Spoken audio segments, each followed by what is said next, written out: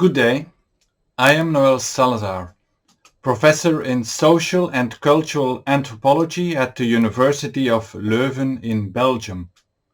I am the editor of the Worlds in Motion book series published by Berghahn Books, co-editor of Pacing Mobilities, Methodologies of Mobility, Keywords of Mobility, Regimes of Mobility, and Tourism Imaginaries, and author of Momentous Mobilities and Envisioning Eden, as well as numerous peer-reviewed articles and book chapters on mobility and travel.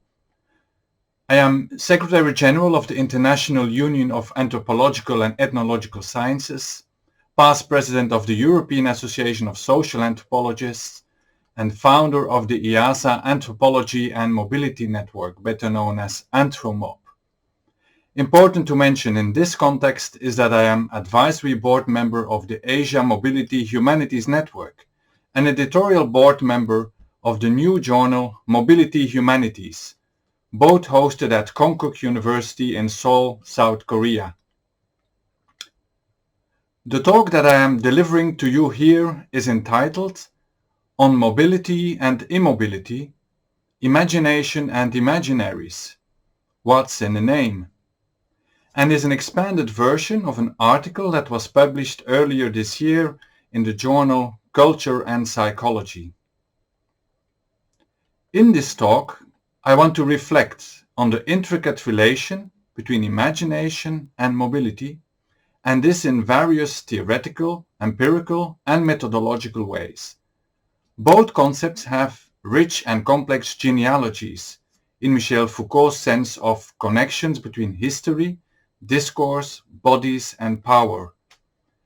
Many scholars in the social sciences and humanities are familiar with different bits and pieces of those genealogies. They do not necessarily share the same understanding and definition of both key concepts, while, for the sake of simplicity, we are not even considering translation issues between languages and academic disciplines. The matter is even made more complex because there are many related concepts surrounding the couple selected here.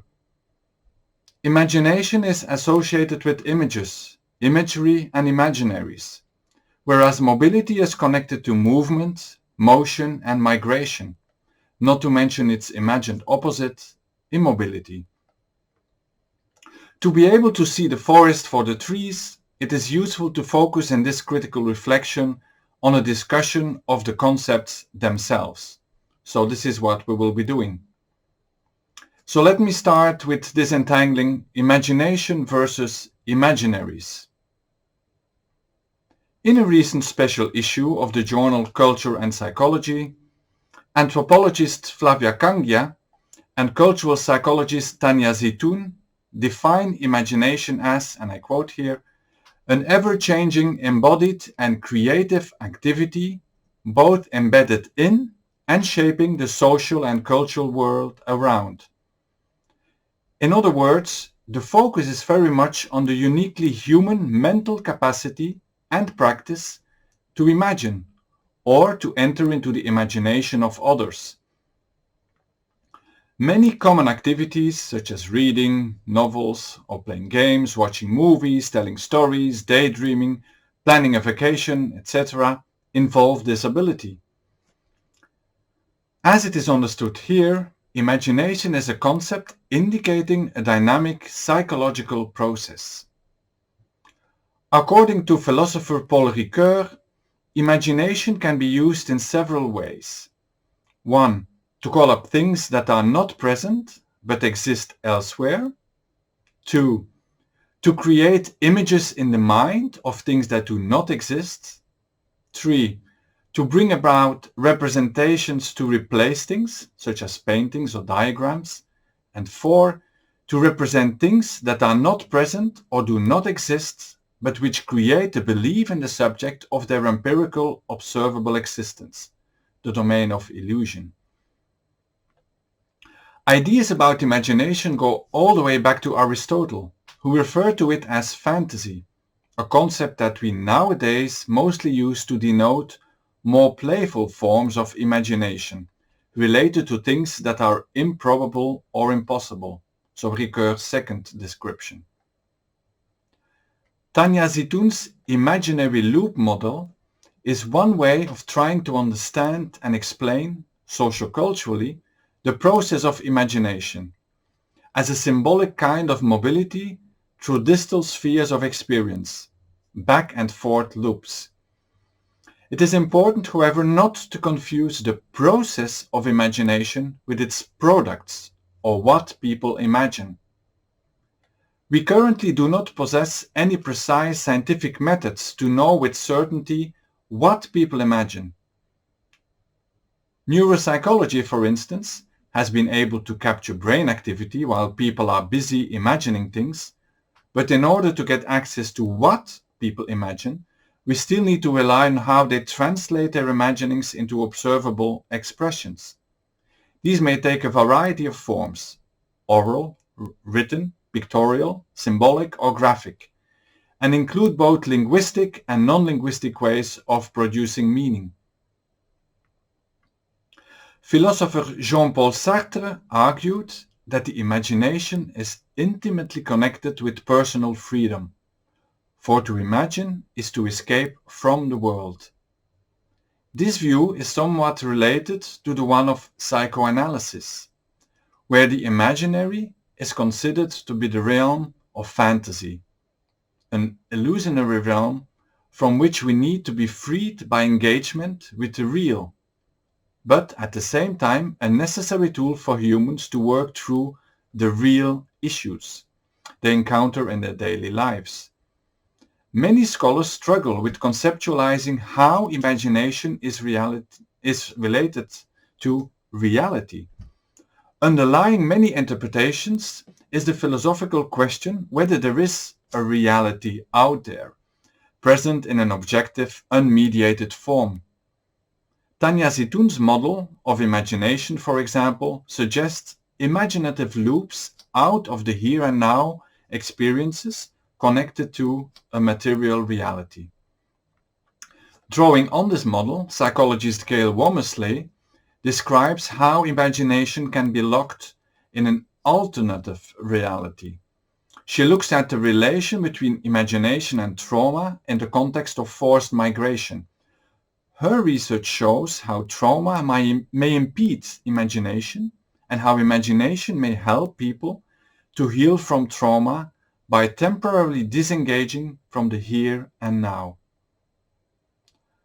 Visual anthropologists Alexandra Donofrio and Johannes Schoberg argue that, and I quote him here, human imagination has the ability to contradict reality, unquote, but they also acknowledge that imagination is not merely an escape, but that it, and I quote here again, forms an essential part of the continuous process of crafting selfhood and concrete strategies for future mobility, unquote.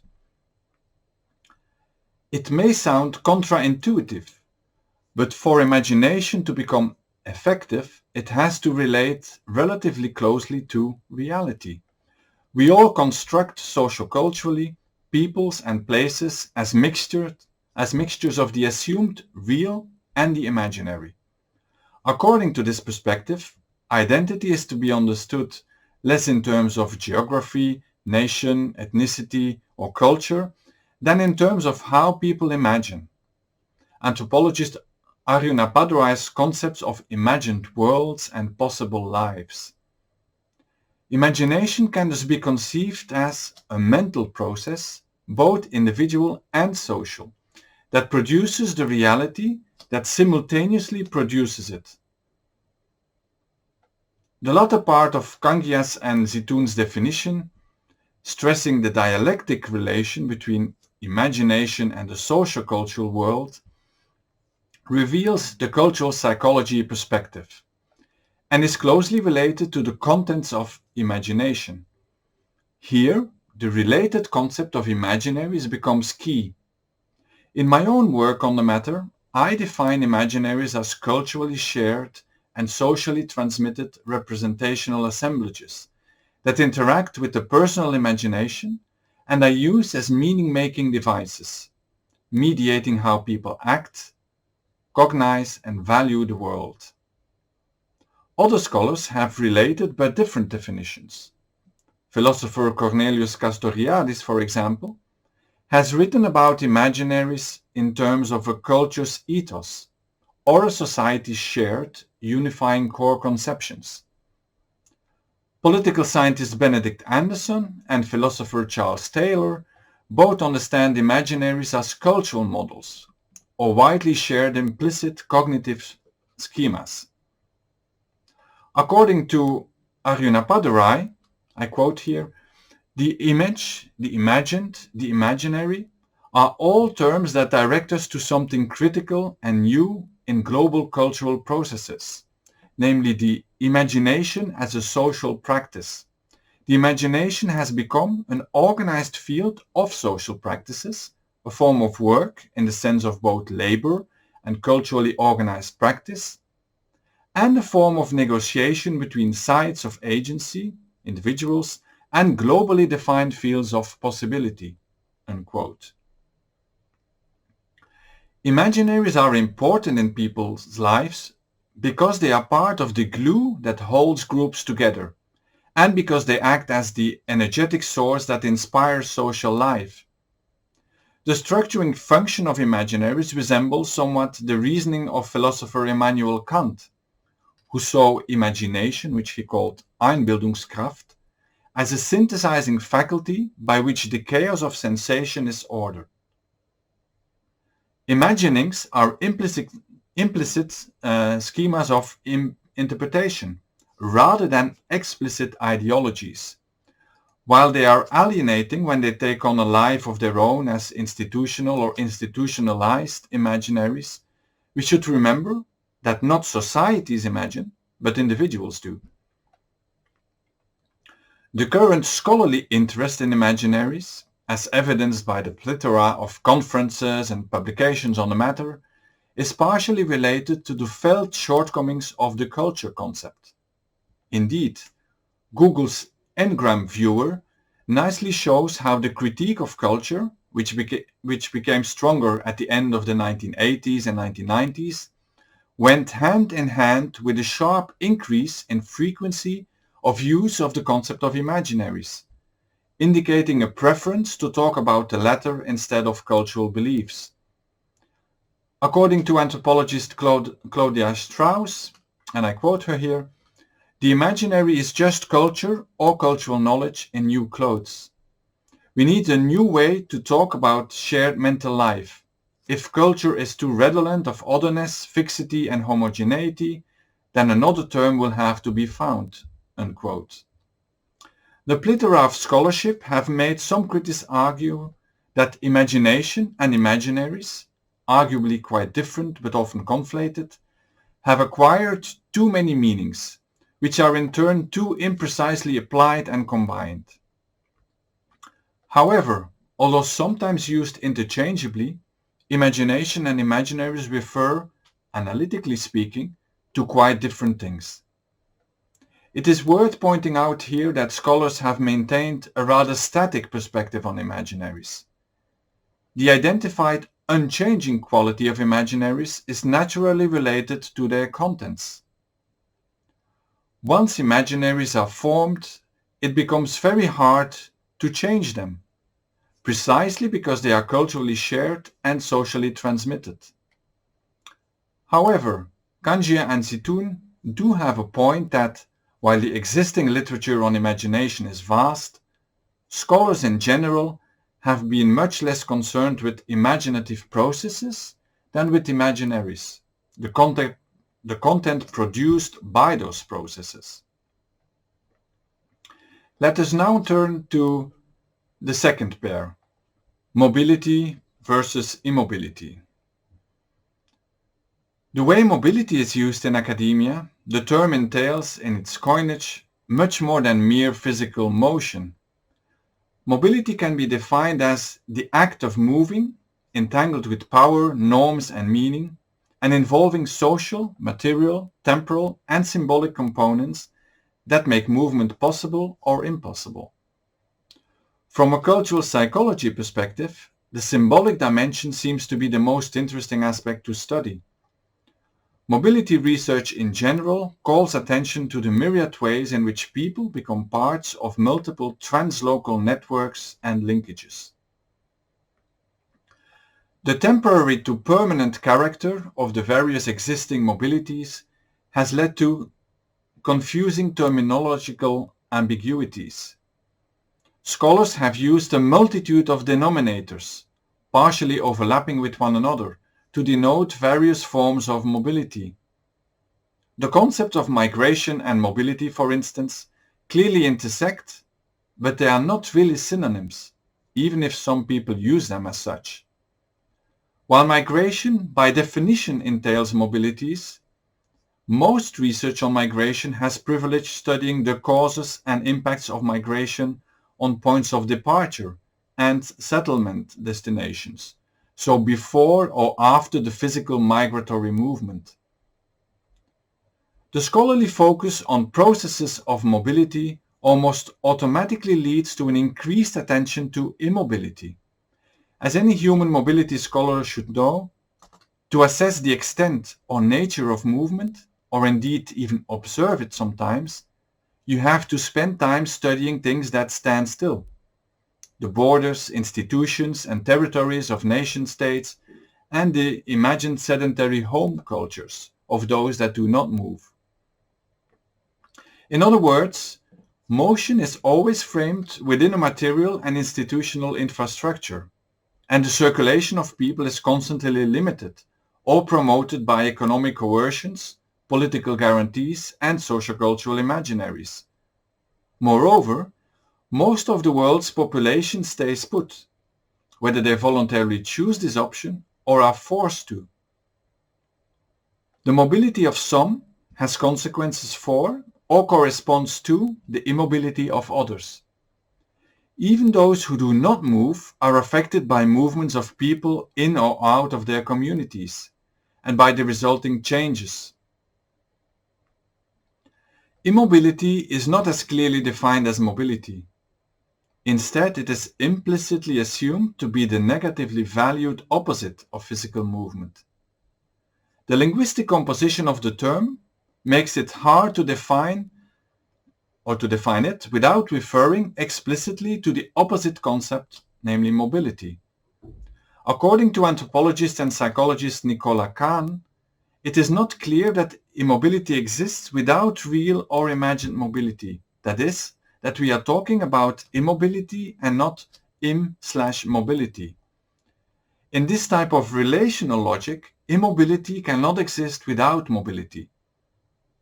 According to the Oxford English Dictionary, the word immobility refers to the quality or condition of being immobile, incapacity of moving or of being moved, fixedness, stability, or motionlessness.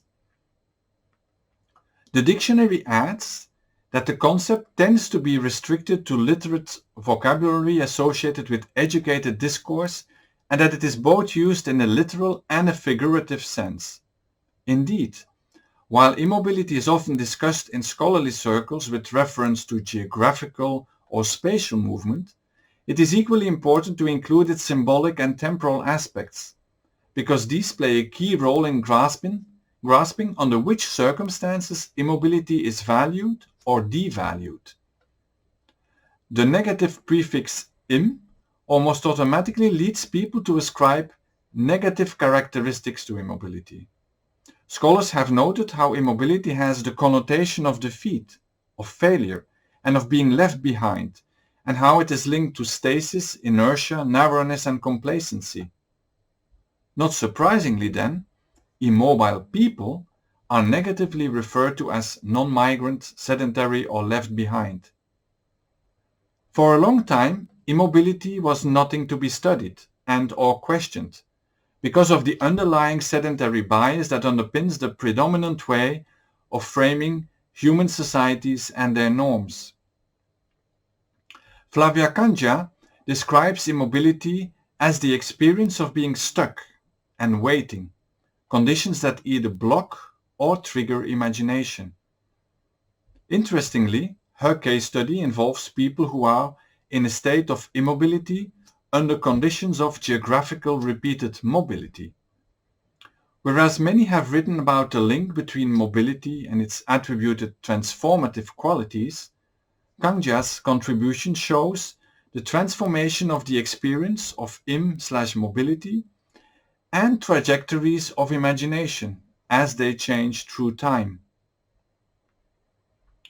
Psychologist Sandra Jovkelovic and her colleagues explore spatial movements across urban borders, which they see as a relational space comprising different possibilities of mobility and immobility. Stressing how territories and the borders that separate them are relationally constituted is an important point to make. It reminds us that imaginaries are not only about places, the emphasis of most scholarly analysis, but also about people. Moreover, it is good to openly acknowledge the ambitious character of borders. Border crossings, be they physical or virtual, can be thought of as an entanglement of movement, meaning and practice, involving a complex politics of hierarchy, of inclusion and exclusion. Therefore, it is necessary to question mobility ideologies that associate certain forms of border crossings, or the lack thereof, with specific meanings and causalities. In addition to external borders and the violence and sufferings they may impose on people, we must also examine the internal boundaries pervading everyday life to comprehend why and how certain borders are straightforwardly crossed or not. This aspect too is acknowledged by Jovkelovic and her colleagues, who neatly describe how mobility across socio-institutional, spatial and symbolic boundaries intersects with specific psychosocial outcomes in terms of identity, social representations and self-other relations in different areas of a city. Psychologist Angela Viel and Camila Andres look at imaginative mobility in the context of physical immobility. Contrary to what they think, this is not really an under-researched form of mobility. Particularly in the African context, which is also part of their case study, a good number of scholars have looked at this.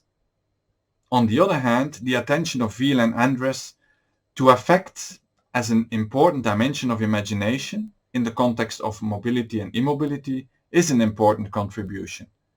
Such a focus enables them to explore the triggers of imagination and the functional role imagination may play in transnational relating through affective practices, such as in managing feelings of longing or loneliness. Having explained these key concepts, it is now time to also look at how they are connected and interrelated. So let us now focus on imagination and mobility. Earlier research on mobility tended to separate the imagination as being an external impact from practice. Yet imagination is an embodied practice of transcending both physical and sociocultural distance. Even when a person is place-bound, his or her imagination can be in movement, traveling to other places and other times. By extension, it could be argued that even when one is in movement, one's imagination can be focused on a singular place, such as people in the diaspora recreating their imagined homeland, and that these imaginaries of fixity can influence one's experience of mobility. Historically laden imaginaries are at the roots of many physical and imagined travels. The motivations to travel are usually multiple, but greatly linked to the ability of people and their social networks to imagine other places and lives. In the cultural logics of migration, for example, imaginaries play a predominant role in envisioning both the often mythologized green pastures of the new land and the nostalgic memories of the homeland. Migration is about these imaginaries as well as about actual physical movement from one locality to another and back. The images and ideas of other, read as better, possible places to live, often misrepresented through popular media, circulate in a very unequal global space and are ultimately filtered through migrants' personal aspirations. Migration thus always presupposes some knowledge, or at least rumors, of the other side. Imaginaries of such movements play out in uneven and even contradictory ways. Imagination can slow down, accelerate, or even immobilize the rhythm and possibilities of mobility.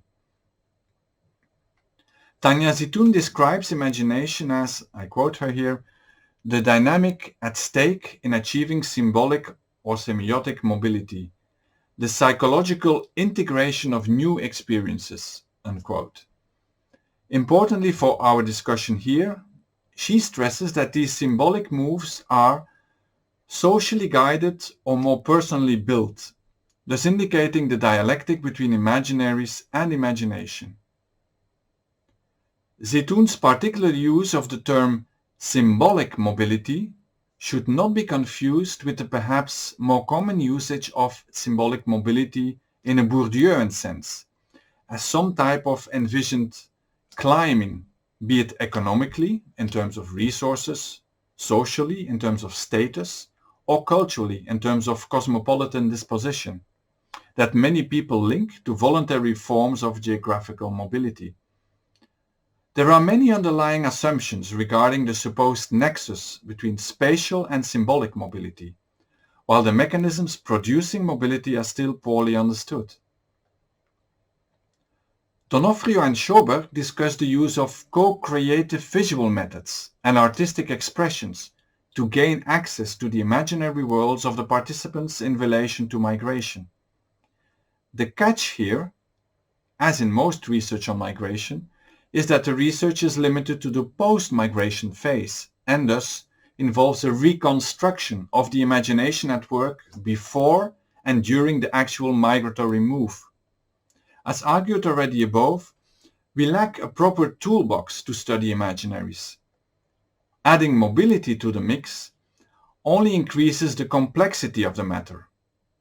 The study of the relation between imagination and mobility itself often requires imaginative mobilities. So the creative methods described by D'Onofrio and Schoberg are well worth exploring further. Let us now slowly come to some concluding thoughts. We live in imagined, but not imaginary worlds, using imagination and imaginaries to represent our life world and attribute meaning to it. Paradoxically, human imagination helps produce our sense of reality, making the real possible. Imaginaries, whether true or false or somewhere in between, have real enough effects. Imagination is an essentially creative act that facilitates people's ability to move beyond structural imbalances of power and economic constraints. The process of imagination allows people to contemplate the gap between them and imagined realities, in ways that do not necessarily imply success or failure. Imagination can thus be conceived as a mental, individual and social process that produces the reality that simultaneously produces it. It is hard to talk about human mobilities without taking into consideration how mobility is being shaped by and shaping processes of imagination. However, the contributions presented here may create the impression that we are only talking about migration. One of the advantages of mobility studies in general is that it has shown us how imagination and imaginaries are crucial for very different forms of human mobility. We just need to look beyond migration to even better understand the process of imagination and its crucial role in human mobility. A last comment relates to the assumed link between mobility and freedom. Mobility is mostly positively valued because it is commonly seen as a marker of freedom. It is a widespread idea that much of what is experienced as freedom lies in mobility. Many contemporary scholars therefore valorize, if not outright romanticize, ideas of mobility. Mobility ideologies generally equate geographical movement with social fluidity. At the same time, restrictions on human movement are commonplace. Ideas concerning the advantages or disadvantages of mobility, however, must always be seen as part of wider value systems. In general, the ability for people to move is spread very unevenly within countries and across the planet. In this context, it is important to remember that the ultimate freedom is not situated in mobility as such, because most forms of mobility are bounded in one way or the other, but that the ultimate freedom lies in the choice between whether one wants to be mobile or not. In other words, we should not only scrutinize the imagination and imaginaries of the people we study, but also our own academic imagination and imaginaries. Thank you for listening, and do not hesitate to contact me with any questions or comments you may have. Thank you.